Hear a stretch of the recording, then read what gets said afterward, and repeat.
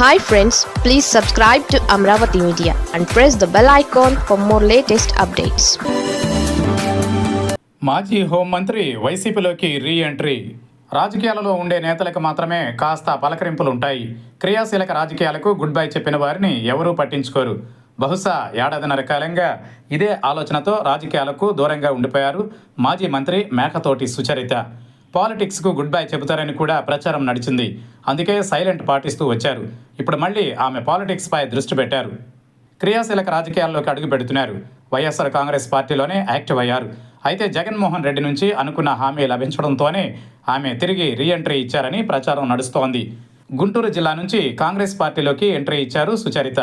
2006లో తొలిసారిగా జడ్పీటీసీగా పోటీ చేసి గెలిచారు. 2009లో కాంగ్రెస్ అభ్యర్థిగా ప్రత్తిపాడు నియోజకవర్గం నుంచి పోటీ చేశారు. గెలుపొంది అసెంబ్లీలో అడుగుపెట్టారు. జగన్మోహన్ రెడ్డి వైఎస్ఆర్ కాంగ్రెస్ పార్టీ ఏర్పాటు చేయడంతో ఆయన వెంట అడుగులు వేశారు. ఎమ్మెల్యే పదవిని వదులుకున్నారు. 2012లో జరిగిన ఉప ఎన్నికలలో మరోసారి పోటీ చేసి విజయం సాధించారు. 2014లో వైసీపీ తరఫున పోటీ చేశారు ప్రత్తిపాడు నుంచి. కానీ టీడీపీ అభ్యర్థి రావెల కిషోర్ బాబు చేతిలో ఓడిపోయారు. 2019లో మరోసారి అదే నియోజకవర్గంలో నుంచి పోటీ చేసి గెలవడంతో జగన్ కేబినెట్లో హోంమంత్రిగా పదవి చేపట్టారు.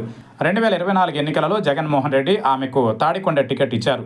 అక్కడి నుంచి పోటీ చేసిన ఆమెకు ఓటమి తప్పలేదు. అయితే తనను హోంమంత్రిగా తీసివేయడంపై తీవ్ర మనస్తాపానికి గురయ్యారు సుచరిత. జగన్ కోసం కాంగ్రెస్ పార్టీని వదిలిపెట్టి వస్తే సరైన గుర్తింపు లేదు అన్నట్టు భావించారు. ముఖ్యంగా ఎస్సీ మహిళగా ఉన్న తానేటి వనితను కొనసాగించి తనను తొలగించడంపై తీవ్ర ఆవేదన వ్యక్తం చేశారు అప్పట్లో. ఆపై ప్రత్తిపాడుకు బదులు తాడికొండకు పంపించడంపై కూడా కలత చెందారు. 2024 ఎన్నికల ఫలితాల తర్వాత ఆమె పార్టీకి గుడ్ బై చెబుతారని ప్రచారం నడిచింది. కానీ ఏడాదిన్నరగా ఎటువంటి నిర్ణయం తీసుకోలేదు. ఇప్పుడు పార్టీలో రీ ఎంట్రీ ఇచ్చి యాక్టివ్ అయ్యే ఆలోచనతో ఉన్నారు. జగన్మోహన్ రెడ్డి నుండి సరైన భరోసా లభించిందని ప్రచారం నడుస్తోంది.